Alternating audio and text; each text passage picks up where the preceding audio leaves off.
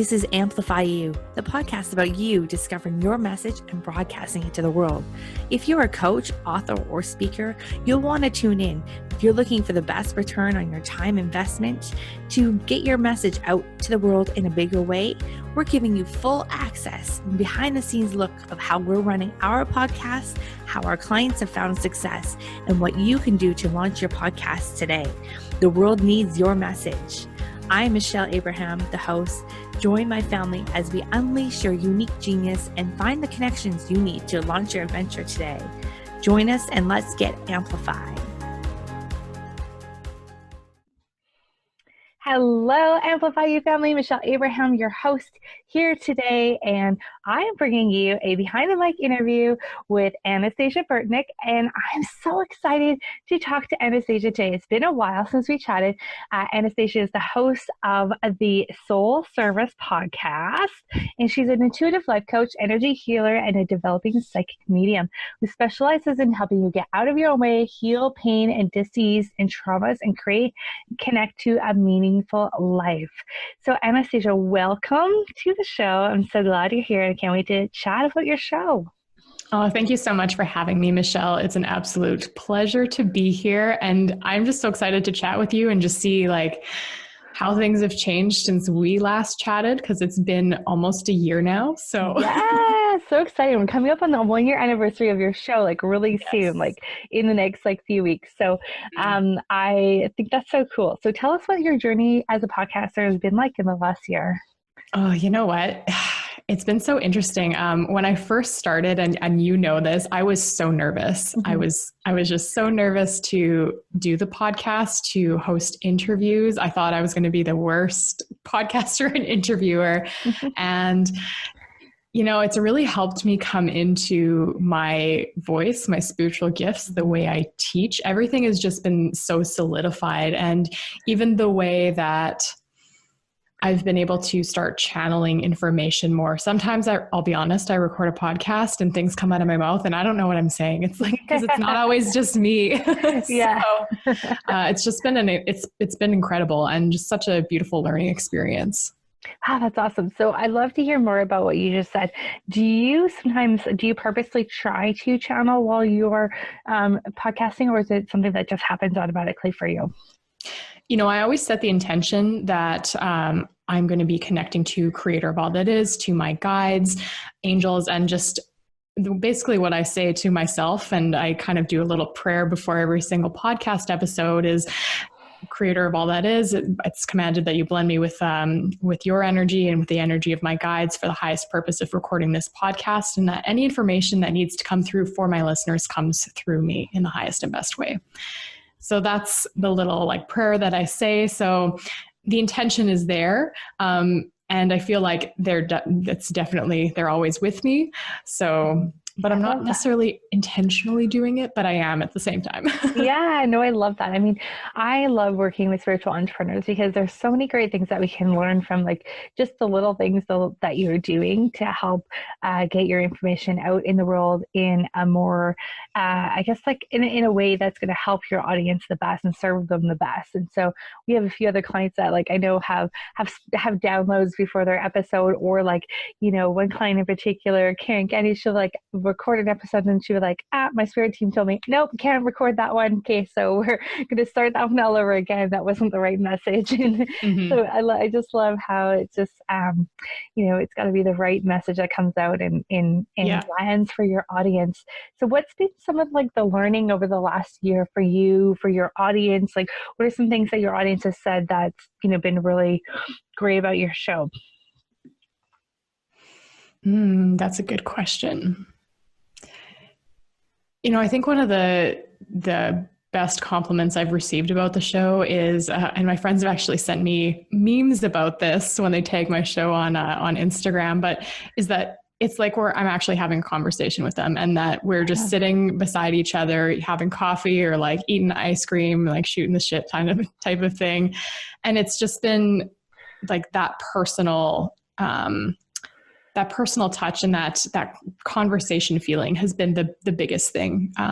That's my audience has really enjoyed, other than like all the messaging and teaching. So yeah, exactly. I think that's a huge goal. Like, I mean, in podcasting, our goal is to help make our audience feel, right? So, and to have them say that they feel like you're like sitting there like with you, or like just having coffee with you, or sitting across the table, like that's a huge compliment. So that's amazing.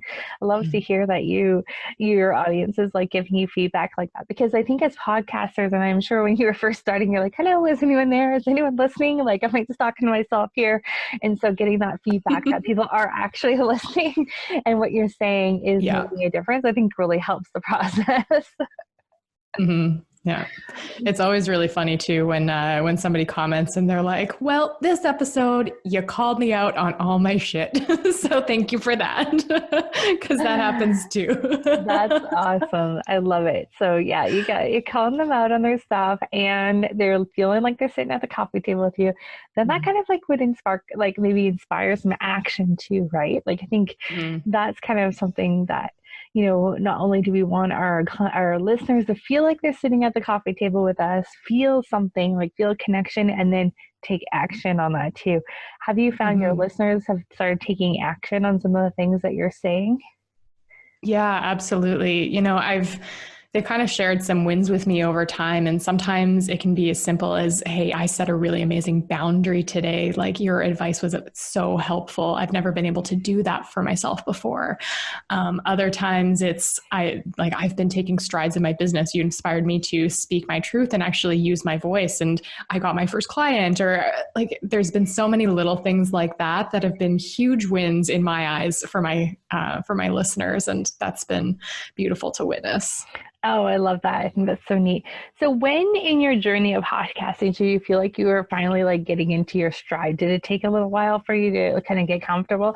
Starting off a little bit nervous. I know we kind of almost pushed you off the edge there to submit to iTunes. And once you get off that ledge though, like you're off you went. So tell us a little bit about that, what that was like. Yeah. Ooh, yeah. So I'm thinking that probably month 2. So with the way that you launch your podcast, like I recorded the first, 4 episodes all at once. And then I started recording more just on a single episode basis after that. And probably around like the middle of month 2. So probably by about episode 6 or so, I started catching a flow. And then from there, it just, I fell in love with it. Like I got the podcast bug. I was totally bitten. I get so many ideas and downloads for podcasts. And like, for me, this is my absolute jam. I still sometimes will struggle to find like content for video, but if you put it in a podcast format, I can speak for like hours on end if I really wanted to. So I have to like cut my episodes sometimes, because otherwise I'll keep talking. I love that. You got into your flow, and like, just like, I think that's when you really know, I think you've hit the right like messaging too, right? Like it just starts unraveling and you can just talk about it forever. Yeah, absolutely. And, you know, honestly, asking people for like what they need has been huge as well. Especially, I haven't really experienced blocks until about episode, I think around 38 is when I started like having a couple weeks where I wasn't feeling like the creative downloads, and that happened for about 2 weeks, but it's been good because I think we're on 45 now. And other than that, I've had like full flowing downloads. But asking people what they need has been such a huge help, because if I am not picking anything up, then people will like fill in the blanks for me. Like, this is what I'm struggling with. This is, you know, I need advice on this or whatever it is. And getting that feedback has been so helpful. So the best thing that I did has been asking people for what they need. I love that. And was there anything else that you did to kind of like, you know, I think that creative block sometimes creeps up on everyone at some point or another, where whether we're just like vibrationally a little bit low that week, or, you know, maybe there's external circumstances, or, you know, just not feeling it. So were there some other things that you did to kind of get over that kind of couple week block that you had? Let's see. You know, honestly, coming back into really practicing and studying my craft. So reading books on those weeks, listening to other podcasts, so in human design, for any of you who are familiar with it, I'm a generator. So my design is to respond to things. So if an idea sparks based on something I read, that's like a response. So I use that a lot, and I will get the like downloads from reading a book or get ideas from different things. So I allow myself in those moments where I'm not feeling very creative to just get ideas, excuse me, get ideas from things. So that's one really good way that I kind of started getting through those creative blocks. And the other thing that I did is I did things that had nothing to do with podcast or business. I got out in life, whether that was seeing friends for coffee or going and like having experiences, painting my house. That's a big like creative thing for me, is whenever I do renovations, I get tons of creative downloads, but I completely stepped away from business, even for just an afternoon or even a day, so that I could recenter, because when I'm feeling drained in that area, it's telling me that I need to fill up my life in other areas. And then I end up getting re-up, like re-energized or re-sparked or yeah. That's cool. I love that. Yeah, that's exactly. That's a really great lesson. Like, you know, when you're feeling a little bit depleted, to just go out and do something that's totally different than what you're trying to achieve. And then all of a sudden you'll get some inspiration for what you were looking for in the first place. And that's a great, that's a great reminder. Really cool. Yeah. That's awesome. So many great things have come from your podcast in this year. Do you have a favorite episode that you have created? That's a tough question. That is a tough question. Especially when sometimes you don't remember what you said. I know. Oh, that's a really good one. You know, I don't know if I have a favorite. I have ones that I refer to a lot, just because there's really good information in them, and they kind of set up a foundation for other episodes that I do. I think it's episode 6 is a really good one, which is all about connecting to your highest self. Nice. And, but yeah, I don't know if I have a favorite. Yeah, I don't. I love that. You know, I think it's good to like them all, you know. It's like a mama. We want to like them all the same. Yeah. That's awesome. Do you feel like you do best like when you have interviews, or when it's like your solo show? Like, do you feel like you really like do well with your own kind of like voice? For me, I love both. Yeah. Most of my episodes at this point in time are solos. I think I have, I want to say around 7 interviews. Yeah, not many interviews. So I do want to actually increase that more, and I have more coming down the pipe now. But yeah, I love both formats, because when it comes to interviews, it's so fun flowing with someone and just chatting and joking and getting all of the really good information. And I'm very curious by nature. So I like to dig for different questions and everything. So that's really fun. And then the solo episodes, I love doing it just because, I don't know, once I start getting talking, like, I think I'm hilarious. And I also do voice impressions of random things, which most of my listeners actually love. So it's always fun to just kind of riff like that. And it feels like when I'm in that pocket of a solo episode, it feels like I'm talking to you. It doesn't feel like I'm just talking by myself. So that's good. You can feel that connection with your listeners. And so, yeah, it's interesting, because I think that was one of the things that you were nervous about at first, was the interviewing other people. But I've heard your interviews are really good. Like, and I think you really get into the flow of it, and you get into that conversation. And like, I think sometimes you forget that you're recording, right? And I think if that could help podcasters listening to this, like, when you get out of like your own head and into your heart, or into like the moment of that connection, I think that really helps us with the content creation, right? Yeah, absolutely. Yeah, I remember like one of the things I also oh, go ahead. I was going to say, one of the things I also really love about the way I record podcasts is I don't really edit them. unless I'm talking and I fully lose my train of thought and I sit there in silence for 5 minutes, which does happen sometimes. I don't edit them. I like them real and raw. So if I mess up a word or I start stumbling over my own tongue, which can happen, like it just happened today, I like that because it just makes it more real for me. So that's just my own personal preference. Yeah, and more relatable too. I was like so excited because I think I'm on 70 something episodes of Amplify You, and I was so excited because I never have had an edit point in any episode until just recently. The last episode I recorded, I'm not sure which order it's going to be published in, but the last one I recorded it with Ian, I dropped my microphone and I was like, shoot, I'm going to have to tell them I have an edit point. I was like so excited to not have any edit points because I love that. And we're on the same page. Like I love the really authenticity of it and like the real, okay, who cares if you like lose your train of thought? Like it kind of makes people more relate to you, right? Because you're a real human being, not some polished person behind the microphone over here who doesn't ever make mistakes, right? I think that's awesome for your, absolutely. your listeners. Yeah, it's so cool.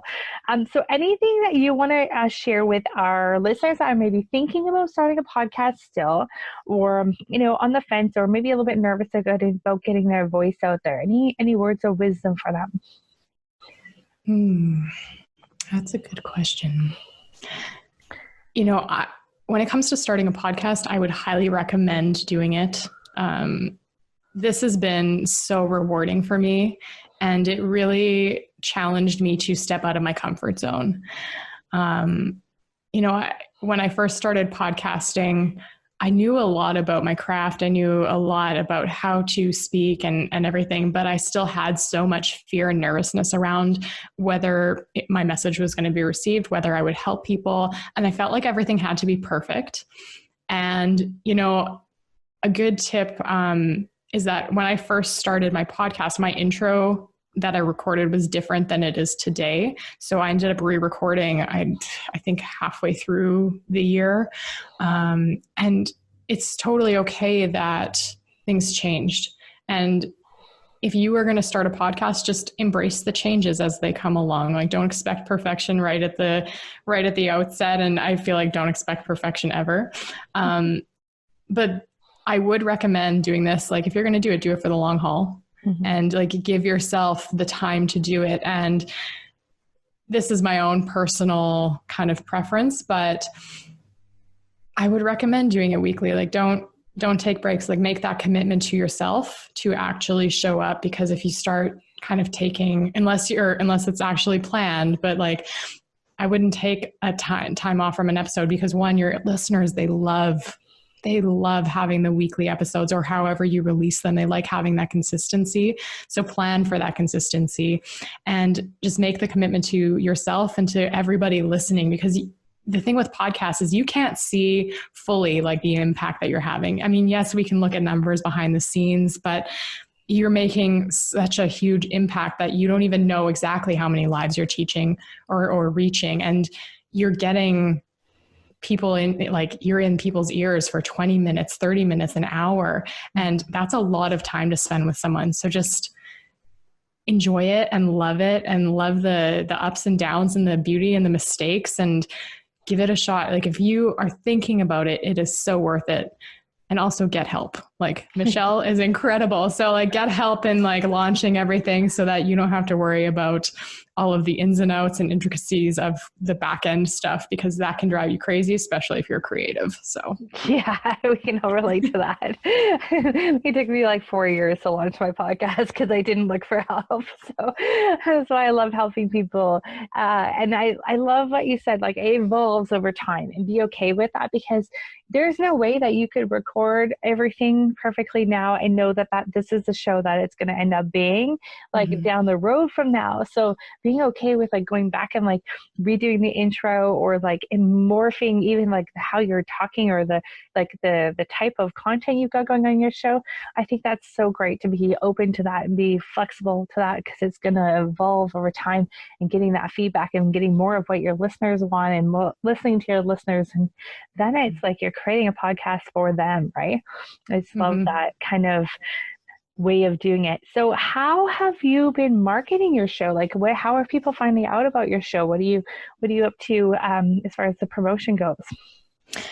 For my show, I've been doing it really organically. So through my Instagram, through my Facebook, through interviews and like cross interviewing across different podcasts, doing even interviews through things like Instagram Live, connecting with people that way to promote the podcast. That's been the best thing that I've been doing. I also have it on my website. And, you know, truthfully, the word of mouth has been, I think, the biggest thing, because as people start sharing your message and your podcast episodes and how much it helped them, then other people come and listen. So you just want to be really vocal about it. You know, I get really excited every time it's Podcast Thursday, which is what I call it when I go on my stories. And it's just so fun to share. So have fun with it. Like, don't worry about oversharing. Just have fun with it. And And let people know about it too. I think that's one of the things people forget too. Like, tell people you have it. Let people know that it's there. Yeah. It's been great to see your show grow so organically, and that's why I really wanted to ask you that question, because it's grown really fast, and over the course of the year, you've gained some great momentum, and it's been all organically from, like you said, interviews and going live and sharing with your audience. So I love that. What I would love for you to share, Anastasia, is about like, what is your show about and what's your goal with your show? So for people that are listening right now and now know you, one of them maybe go check out what your show is all about. So tell us a little bit about the show. So my show is called the Soul Service Podcast. And the reason I chose that name was because I am very aligned with being in service to others. So, and also being in service to yourself. So I really want to kind of bring that message of soul service from that soulful place into the world. So that's why I called it the Soul Service Podcast. And that was actually a divine download as well. And yeah, the entire show and the purpose behind it is to really help others awaken and expand their consciousness, to come into their own personal power and to heal themselves.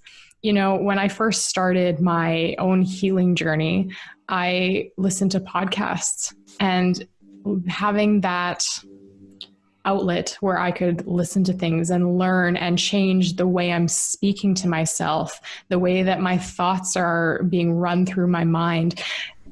The podcasting has been having podcasts at my disposal has been such a huge tool for me. And I really wanted to be able to pay that forward, because truthfully, without having podcasts back in the day where I was starting to listen to them and be able to change my life and be able to start healing, I don't know where I'd be today, because I use them as such a huge tool to heal and to change everything. So that's been a big goal of mine, is to really be able to pay all of that forward. And my goal, other than expanding your consciousness and helping yourselves heal, is I really want to make sure that you're not doing it alone, because doing things alone is so much harder. So if I can give you any ounce of help that's going to help you move forward, help you change your life, help you feel good and be able to love yourself, like that is beautiful. And that's really what I want to do with a podcast. I love that you use podcasting as a healing tool in your journey too, because now I think probably what goes on in your head is like going back to like talking to you, the listener, back when you were healing and on that journey. Like, so what a powerful position you like are in now. And it's amazing. I think as podcasters sometimes don't even realize that like the position that we have here to be able to change people's lives and that ripple effect that can happen. And, you know, and I always say this when people are like, well, I had like 100 downloads this episode. I'm like, guys, it doesn't matter how many episodes how many people you're downloading. It's like, you're going to change that one person that's listening that needs to hear your message today. That's what matters. Right. And over time, like, and if you're in a room with 100 people, you'd be super stoked on that. Yeah. but just knowing that you're changing and you're making that change, I think is so powerful. Yeah, exactly. Wow, so awesome. I love getting back to talk to you today. So thank you so much for taking the time out of your busy schedule to come and chat with us today about your show. So guys listening out there, go and check out Anastasia's show. Go and listen to it. It is for you. It is part of your healing journey to listen in and see what she's come from being the listener to now being the expert on the other side of the microphone, and go check it out, guys. I'd love for you to give her some feedback. Let her know what you loved about it. So, Anastasia, thanks so much for joining us today. And where can we find you on Instagram? Well, first off, it was an absolute pleasure to be here today. So thank you, Michelle, for having me here. And thank you all for tuning in. It's been amazing to talk to you all. And if you want to connect with me, Instagram, I'm at Anastasia Burtnick. I'm sure the links will be in the show notes. That's also where I am on Facebook. And also my website is also anastasiaburtnick.com. Awesome. So lucky to get all those handles all the same. Yeah, makes it easy. Yeah. When you have a last name like Abraham, it's not so easy.